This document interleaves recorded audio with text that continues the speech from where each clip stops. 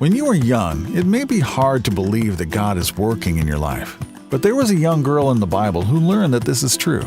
The girl had been taken from her home in Israel to become a servant to the wife of Naaman. Naaman was a brave commander in the king's army who had a terrible skin disease called leprosy. The young girl heard the news that Naaman was sick and told Naaman's wife about a man in Israel named Elisha who could help. As soon as Naaman found out about Elisha, he asked the king for permission to go to Israel to see him.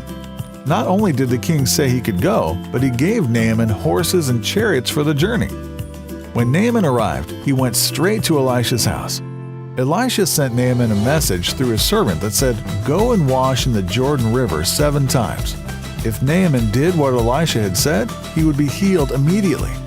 At first, Naaman got really angry because Elisha didn't come out to see him in person. Naaman thought the least he could do would be to pray to his God and wave his hand over his skin. Naaman didn't want to listen to Elisha because he didn't understand how bathing in a river, especially 7 times, would make a difference.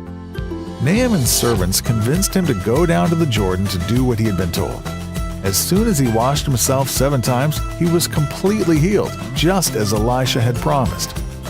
Naaman was so happy that he went back to Elisha and said, "Now I know there is no God anywhere in the world like the one in Israel."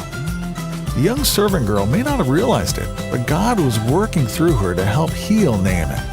She could have kept the good news about Elisha to herself, but instead she spoke up and helped him meet the one true God who can heal diseases. Even though you may think you're just a kid, God is shaping you and using you to help the people around you.